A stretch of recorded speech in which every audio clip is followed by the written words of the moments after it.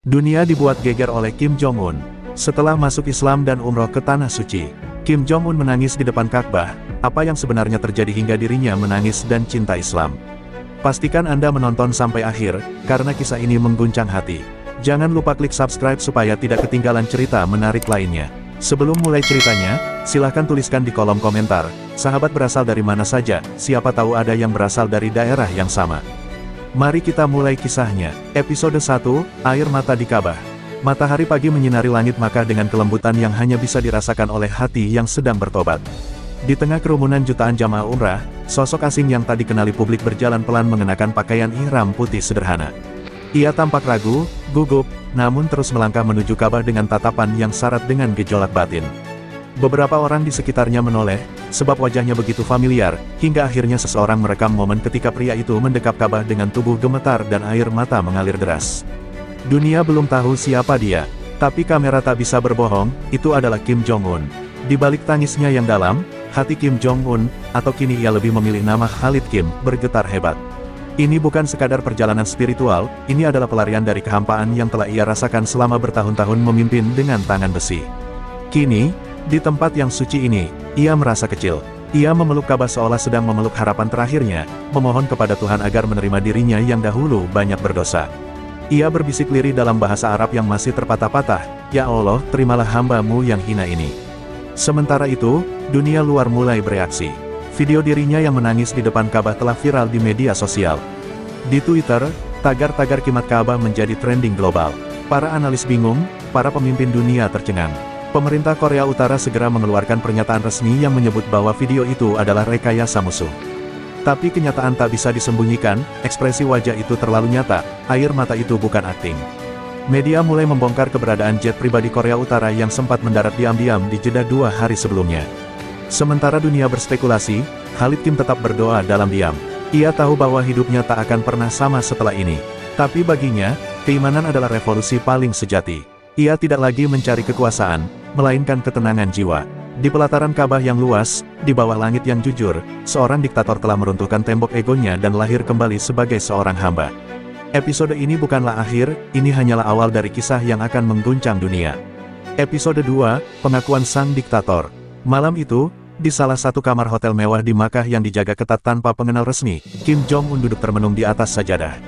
Suaranya serak, matanya sembab, tapi untuk pertama kalinya dalam hidupnya, ia merasa ringan. Di hadapannya terhampar mushaf Al-Quran dalam terjemahan Korea. Ia membuka halaman acak, dan matanya jatuh pada ayat tentang pengampunan Allah bagi orang-orang yang bertobat. Dadanya sesak, ia menutup mushaf perlahan, lalu menoleh ke pengawal pribadinya, Pak Yang, satu-satunya orang yang tahu bahwa pemimpinnya kini adalah seorang muslim. Yang, kalau rakyat tahu aku seperti ini, apa mereka akan membunuhku? Bisiknya lirih. Pak Yang menatapnya lama, lalu menjawab, tapi Tuhan sudah menghidupkanmu kembali, Tuan. Kim memandangi tangannya, tangan yang dulu pernah menandatangani surat eksekusi. Ia masih ingat wajah-wajah yang pernah ia hukum, tangisan keluarga yang tak pernah sampai ke telinganya. Semua kekejaman itu terpantul di cermin batinnya saat ia menatap Ka'bah tadi pagi. Ia tak sanggup lagi berbohong pada dirinya sendiri. Islam tidak datang kepadanya dengan pedang atau propaganda. Islam masuk melalui bocah kecil bernama Yusuf, anak pengungsi Palestina yang ia temui secara tak sengaja saat inspeksi rahasia ke wilayah perbatasan China 2 tahun lalu. Anak itu terluka, kelaparan, tapi sebelum pingsan, ia melantunkan Al-Fatihah untuknya, sebagai doa. Sejak itu, malam-malam Kim tak pernah sama. Tersentuh oleh kejadian itu, Kim diam-diam mencari tahu tentang Islam. Ia memerintahkan penerjemahan Al-Quran ke dalam bahasa Korea, menyamar di dunia maya, menyaksikan ceramah ulama dari seluruh dunia. Ia mendengarkan pidato Zakir Naik dalam bahasa Inggris, membaca tafsir Ibnu Katsir, dan menangis diam-diam setiap malam. Hanya Pak Yang dan seorang dokter pribadinya yang tahu apa yang sebenarnya terjadi. Aku takut pada rakyatku, tapi lebih takut lagi pada Tuhan yang akan menghisapku, ucap Kim suatu malam sebelum ia mengucapkan syahadat di ruang bawah tanah istana, dibimbing secara virtual oleh seorang dai dari Suriah.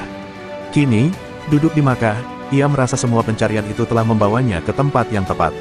Tapi hatinya masih penuh tanya, apakah Allah sungguh-sungguh telah memaafkannya? Apakah seorang seperti dirinya, yang telah membuat rakyatnya hidup dalam ketakutan, masih pantas menyandang nama seorang muslim? Ia menangis lagi malam itu, bukan karena takut akan dibunuh, tetapi karena sadar, ia telah hidup terlalu lama dalam gelap. Kini ia telah menemukan cahaya, tapi cahaya itu datang bersama beban yang sangat berat. Dan beban itu baru saja mulai. Episode 3, Jalan Sunyi Khalid Kim. Kembali ke Pyongyang, Kim Jong-un tak lagi menatap istananya dengan kebanggaan, melainkan dengan rasa bersalah. Bangunan megah itu kini terasa dingin dan kosong, tak ada lagi kebanggaan dalam kekuasaan mutlak. Ia kembali ke kamar pribadinya yang selama ini tak pernah dimasuki siapapun, lalu membuka brankas kecil di balik lukisan ayahnya. Di sana, tersembunyi mushaf kecil berbahasa Korea, pemberian dari Dai Suryah yang membimbing syahadatnya secara daring. Sejak saat itu, tiap malam selepas seluruh istana tertidur, Kim mengunci diri dan melaksanakan sholat malam seorang diri. Ia masih sering salah bacaan, namun ia menangis dalam setiap sujud, seolah ingin menghapus dosa-dosanya yang tak terhitung. Pak Yang, sang pengawal yang kini menjadi satu-satunya sahabat seiman, juga ikut berislam tak lama setelah menyaksikan perubahan drastis pada atasannya. Mereka sholat berjamaah diam-diam, berbisik mengaji di ruang bawah tanah, dan saling menguatkan dalam ketakutan. Sebab di negeri itu, agama dianggap musuh negara, dan ketahuan saja bisa berarti eksekusi. Kim tahu, sebagai pemimpin tertinggi, ia bisa saja membuat aturan baru, tapi ia juga tahu, sistem yang ia bangun sendiri tak akan mudah dilawan. Ia belum siap menantang badai. Maka untuk saat ini, keislamannya hanya milik malam, seperti cahaya bulan yang bersinar dalam diam. Setiap hari, Kim mulai perlahan mengubah dirinya. Ia menolak anggur dan makanan mewah yang mengandung babi, menyuruh juru masaknya hanya menyiapkan daging yang disembelih secara benar. Ia tak lagi menonton film propaganda saat makan, dan lebih memilih menyalakan murotal surah Ar-Rahman dalam pengeras suara kecil yang ia sembunyikan di balik lukisan besar. Beberapa jenderal mulai curiga, mereka merasa pemimpin mereka mulai melemah, menjadi aneh, tidak lagi garang. Tapi Kim tetap diam. Ia tahu, belum saatnya ia menunjukkan jati diri barunya kepada dunia. Ia sedang menanti kekuatan dari langit, bukan dari senjata. Namun satu malam, ketika ia sedang bersujud dan air matanya jatuh ke sajadah, ia berdoa dengan lirih, "Ya Allah, Engkau telah beri aku cahaya. Tapi aku masih terpenjara oleh bayangan yang kubangun sendiri. Jika benar aku Kau pilih untuk menerima petunjuk ini, maka kuatkan aku untuk merobohkan istana neraka ini dan membangun rumahmu di tanah ini." Selesai doa itu, Kim terdiam lama. Ada rasa tenang dan takut yang bercampur. Ia tahu, jalan sunyinya akan menjadi sangat panjang. Tapi malam itu ia mulai paham, menjadi hamba jauh lebih mulia daripada menjadi raja. Episode 4, Perintah ke Tanah Suci. Malam itu, angin Pyongyang bertiup dingin, namun dada Kim Jong-un terasa terbakar. Setelah berminggu-minggu menyembunyikan keislamannya dalam bayang-bayang istana, ia tak kuasa lagi menahan kerinduan. Setiap malam ia bermimpi berjalan di sekitar Ka'bah, mencium Hajar Aswad, dan menangis dalam pelukan langit Makkah. Hatinya terus bergemuruh oleh satu seruan yang kian hari kian kuat, "Datanglah ke rumahku." Di ruang bawah tanah yang sunyi, ia memandang Pak Yang dan berkata, "Aku ingin ke Makkah sekarang, sebelum dunia sempat melarangku." Pak Yang terkejut, tapi tak menentang. Mereka mulai menyusun rencana perjalanan rahasia yang sangat berisiko. Dengan bantuan jalur diplomatik tertutup, Kim menghubungi seorang ulama senior di Turki yang pernah mengajar Dai Suryah gurunya. Ulama itu memediasi komunikasi rahasia dengan otoritas Saudi. Setelah identitasnya diverifikasi dan niatnya dipastikan tulus, izin perjalanan umrah diberikan secara diam-diam. Tapi demi menjaga stabilitas global, Kim harus pergi tanpa nama, tanpa bendera, tanpa perlindungan kekuasaan. Ia akan menjadi seorang hamba biasa di Tanah Suci, sebagaimana seharusnya. Perjalanan itu seperti mimpi yang tak nyata. Di dalam jet pribadi yang dilucuti dari semua lambang negara, Kim duduk di kursi belakang, mengenakan pakaian sederhana. Tak ada jenderal, tak ada pelayan, hanya Pak Yang dan dua pendamping yang sudah bersyahadat. Saat pesawat melewati langit gurun Arab, ia memandang keluar jendela dan menangis. "Dulu aku mengira langit tunduk padaku. Kini aku tahu, langit hanya tunduk pada Allah," ucapnya lirih. Di dalam hatinya, ia tahu bahwa setiap kilometer mendekatkan dirinya bukan hanya ke Ka'bah, tapi ke pengampunan yang selama ini ia dambakan. Ketika pesawat mendarat di Bandara King Abdul Aziz, suasana terasa hening namun agung. Kim mencium tanah sesaat setelah menginjak landasan. Tak ada wartawan, tak ada iring-iringan, hanya bintang-bintang malam dan udara Arab yang menyambut seorang lelaki yang datang dengan penuh luka, tapi juga penuh harapan. Dalam bas yang membawanya ke Makkah, Kim menggenggam erat tasbih pemberian gurunya. Di matanya terbayang wajah Yusuf, bocah pengungsi yang membacakan Al-Fatihah untuknya. Kini, ia siap untuk menjawab ayat itu, dengan air mata dan sujud yang paling jujur dalam hidupnya. Episode 5, Dosa-dosa yang Menyesakan. Saat pertama kali memandang Ka'bah, tubuh Kim Jong-un gemetar hebat. Ia terpaku, bibirnya tak sanggup mengucap apapun. Ratusan malam doa, ribuan ayat yang dibacanya dalam diam, semuanya meledak dalam satu pandangan yang membelah jiwanya. Ia menangis tanpa suara, seperti anak kecil yang menemukan ibunya setelah tersesat seumur hidup. Orang-orang di sekitarnya tak menyadari siapa dia, hanya melihat seorang pria gemuk berpakaian ihram yang terisak begitu dalam saat berdiri di pelataran Masjidil Haram. Tapi di dalam dirinya, badai masa lalu sedang pecah tanpa ampun. Ia mulai tawaf dengan langkah lemah. Setiap putaran di sekitar Ka'bah serasa menggiring dosa-dosa lamanya keluar dari dadanya. Wajah para tahanan yang pernah ia siksa, senyum palsu para jenderal yang ia bunuh karena curiga, bahkan tatapan ibunya yang dingin dan tak pernah menunjukkan kasih sayang, semuanya berkelebat satu persatu. Saat mencapai Multazam, tempat antara Hajar Aswad dan pintu Ka'bah, ia mendekap dinding suci itu erat-erat, menangis seperti orang yang kehilangan segalanya. Ya Allah, aku tak layak berdiri di sini, tapi hanya padamu aku bisa meminta maaf, katanya lirih, bergetar. Pak Yang berdiri agak jauh, menjaga agar tidak ada yang terlalu dekat mengenali wajah sang pemimpin. Tapi hatinya ikut luluh melihat betapa dalam penyesalan yang terpancar dari tangis itu. Kim menciumi dinding Ka'bah dengan penuh kerendahan. Ia yang dulu dielu-elukan bak dewa, kini menyebut dirinya, budak hina, di hadapan Tuhan. Jika engkau tak ampuni aku, ya Rab, hancurkan saja tubuh ini di sini, di tanah sucimu. Jangan biarkan aku kembali dengan jiwa yang sama, bisiknya, menyadari bahwa tak ada pelarian dari masa lalunya selain pengakuan yang total di hadapan ilahi. Malam itu, setelah selesai tawaf dan sholat 2 rakaat di belakang makam Ibrahim, Kim duduk bersila menghadap Ka'bah dalam diam. Di tangannya, tasbih bergetar pelan. Bibirnya basah oleh istighfar. Ia bukan lagi pemimpin yang perkasa, tapi seorang pendosa yang menangis untuk hidup baru. Di tengah ribuan jamaah yang berlalu lalang, tak ada yang tahu bahwa pria itu pernah menjadi simbol ketakutan dunia. Tapi Allah Maha Tahu, dan malam itu, langit Makkah menyaksikan sesuatu yang tak akan dicatat oleh media, namun akan diabadikan oleh para malaikat, seorang tiran yang patah, dan menyerahkan hatinya kepada Sang Maha Pengasih. Episode 6, Dunia yang Terkejut. Pagi itu, dunia terhenyak. Sebuah video amatir berdurasi 2 menit tersebar luas di media sosial. Di dalamnya, terlihat seorang pria berbadan besar, berpakaian ihram, menangis terseduh-seduh sambil memeluk dinding Ka'bah. Kamera sempat menyorot wajahnya, dan meskipun buram dan tertutup air mata, para analis politik dan netizen tak butuh waktu lama untuk menyadari, itu adalah Kim Jong-un. Kabar itu melesat seperti kilat. Media internasional geger. Benarkah? Atau hanya rekayasa? Mereka tak tahu bahwa itulah kenyataan yang paling tak masuk akal, tetapi nyata, seorang diktator komunis, menangis di rumah Allah. Kantor-kantor berita meledak dengan spekulasi. Korea Utara diam 1000 bahasa, memutus semua komunikasi internasional untuk sementara. China kaget, Amerika tak percaya, bahkan pemimpin tertinggi Iran sempat meminta klarifikasi pribadi ke Riyadh. Arab Saudi pun terjebak dilema, harus menjaga kerahasiaan demi stabilitas global, tapi juga tak bisa membantah kenyataan yang kini menjadi konsumsi publik. Di media Timur Tengah, para ulama mulai membahas fenomena ini sebagai tanda kebesaran hidayah Allah. Banyak yang mengingatkan bahwa Umar bin Khattab dulu juga pembenci Islam, sebelum akhirnya menjadi pembelanya yang paling kuat. Sementara itu, Kim dikurung dalam keheningan kamarnya di hotel. Ia diberitahu oleh Pak Yang bahwa videonya telah viral. Wajahnya pucat, tubuhnya gemetar. Ini bukan yang kuinginkan, katanya perlahan. Ia merasa seluruh bangunan rahasianya runtuh. Tapi di tengah kecemasan itu, ia justru tersenyum kecil. Mungkin, ini jawaban dari doaku di Multazam, ucapnya lirih.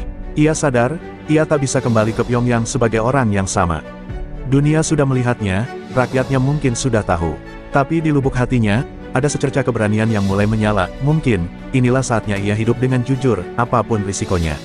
Tak lama, sebuah keputusan besar muncul dari hatinya. Di pagi yang tenang, setelah sholat subuh di Masjidil Haram, Kim Jong-un berdiri di atap hotel, memandang Ka'bah dalam keheningan. Ia menatap langit, lalu berkata pada Pak Yang, kita akan pulang, tapi bukan untuk menyembunyikan lagi siapa aku. Aku siap menghadapi dunia, aku siap kehilangan segalanya, asal jangan kehilangan Allah lagi. Dan hari itu, untuk pertama kalinya, pemimpin paling tertutup di dunia memutuskan untuk membuka hatinya pada seluruh umat manusia. Episode 7, Sang Khalid dari Pyongyang. Setibanya di Pyongyang, atmosfer ibu kota terasa jauh berbeda. Udara dingin musim gugur tak lagi menggigit seperti biasa, seolah kota itu menahan napas, menunggu ledakan besar. Tak ada sambutan kenegaraan, tak ada karpet merah. Kim Jong-un turun dari pesawat dengan wajah tenang namun penuh beban. Para jenderal sudah menunggu, wajah mereka kaku, mata mereka curiga. Mereka sudah melihat videonya, beberapa bahkan menganggap pemimpinnya sudah gila, sudah mengkhianati ideologi negara. Tapi Kim tak gentar, ia melangkah perlahan ke ruang konferensi utama, tempat seluruh pemimpin militer dan partai telah berkumpul. Di sana, ia berdiri di podium. Tak ada naskah, tak ada teleprompter, hanya dada yang sesak oleh kebenaran. Apa yang kalian lihat di Makkah, adalah kenyataan. Aku telah masuk Islam. Ruangan seketika hening seperti kuburan. Sebagian besar tak percaya dengan apa yang mereka dengar. Kim menatap satu persatu wajah di hadapannya. Selama ini kita hidup dalam ketakutan, kebohongan, dan kekosongan rohani. Aku adalah pencipta sistem itu. Dan kini, aku sendiri yang menghancurkannya. Seorang jenderal tua berdiri, membanting mapnya, ini penghinaan. Negara kita adalah benteng ateisme. Tapi Kim tak mundur. Negara ini adalah benteng kesepian. Dan aku tak ingin rakyatku mewarisi neraka yang kubangun. Beberapa hari kemudian, kantor berita resmi Korea Utara akhirnya merilis pengakuan mengejutkan, pemimpin tertinggi telah memeluk Islam dan mengganti namanya menjadi Khalid Kim. Dunia bergetar, sebagian media mengejeknya sebagai propaganda, sebagian lainnya memujinya sebagai langkah spiritual langka. Tapi di dalam negeri, gelombang ketegangan mulai pecah. Sebagian rakyat mulai bertanya-tanya, bahkan diam-diam mencari tahu apa itu Islam. Buku-buku keagamaan yang dulu dilarang, mulai beredar di bawah tanah. Beberapa mantan tahanan politik, yang dahulu dihukum karena memiliki Al-Quran, menangis ketika mendengar kabar itu. Mungkin, ini jawaban dari doa-doa kami yang tak pernah berhenti, bisik salah satu dari mereka. Namun, perubahan tidak datang tanpa harga. Upaya kudeta kecil mulai muncul dari faksi militer garis keras. Mereka menganggap Khalid Kim telah melemahkan negara. Tapi ia tak gentar. Dalam satu pidato publik pertamanya setelah kembali, ia berdiri di alun-alun Kim Il-sung yang legendaris. Dengan suara lantang, ia berkata, "Jika kalian ingin darahku karena aku percaya kepada Tuhan, ambillah. Tapi kalian tak akan pernah lagi menundukkan hati rakyat ini dengan ketakutan." Dan untuk pertama kalinya dalam sejarah Korea Utara, seorang pemimpin berbicara bukan untuk menakut-nakuti, melainkan untuk membebaskan. Episode 8, pesantren pertama di negeri tertutup. Langit Pyongyang kelabu ketika Khalid Kim berdiri di tengah reruntuhan sebuah bangunan tua di pedalaman Kamwon. Dulu tempat itu adalah pusat pelatihan militer rahasia, kini akan diubah menjadi sesuatu yang tak pernah dibayangkan rakyat Korea Utara, sebuah pesantren. Dengan tangan gemetar, ia memegang sebongkah batu bata dan meletakkannya di sudut pertama pondasi. Di sini, katanya lirih, akan dibangun tempat menimba ilmu, bukan tentang cara menguasai manusia, tapi cara tunduk kepada Tuhan. Para pekerja yang menyaksikan itu menunduk haru. Tak ada plakat, tak ada upacara megah. Tapi sejarah sedang digoreskan ulang di tanah terlarang. Kabar pendirian pesantren itu menyebar cepat, melalui bisikan, tulisan tangan, dan siaran radio gelap. Rakyat diam-diam mulai menyebut tempat itu dengan nama yang aneh di telinga mereka, Nur Pyongyang. Di balik penjagaan ketat, anak-anak muda dari berbagai provinsi mulai mengirimkan surat rahasia, memohon untuk bisa belajar di sana. Khalid Kim, yang dulu dikenal dengan kejamnya, kini turun langsung menjadi pembimbing rohani. Ia mengajarkan makna tauhid, kisah Nabi Ibrahim, dan pentingnya ilmu. Ia bahkan mengganti peraturan KAM, siapapun yang membawa mushaf, bukan lagi dihukum, melainkan diberi ruang untuk mengajar. Namun, resistensi tak berhenti. Salah satu mantan jenderalnya mencoba meledakkan pesantren saat tengah dibangun. Bom gagal meledak karena kabelnya putus, dan yang menarik, ditemukan secari kertas bertuliskan, Allah masih ingin tempat ini berdiri. Peristiwa itu menjadi titik balik. Banyak tentara mulai ragu pada propaganda lama. Mereka melihat pemimpin mereka kini lebih damai, lebih manusiawi, dan, yang paling menakjubkan, lebih berani dalam kelembutan. Khalid Kim tidak membalas dendam. Ia hanya berkata, "Dulu, aku menghukum tanpa ampun. Kini aku belajar memaafkan, karena Tuhanku pun memaafkanku." Pesantren itu akhirnya berdiri, dengan nama resmi, Mahat Nur Salam. Di hari pembukaannya, hanya ada satu bendera yang dikibarkan, kain putih bertuliskan, La ilaha illallah. Tidak ada lambang partai, tidak ada potret pemimpin. Hanya ratusan siswa bersujud dalam linangan air mata, dan seorang bekas diktator yang kini menjadi guru, duduk bersimpuh sambil membacakan surah Al-Fat.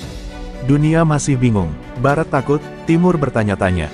Tapi satu hal pasti, di negeri yang dulu paling tertutup di dunia, cahaya kecil telah menyala.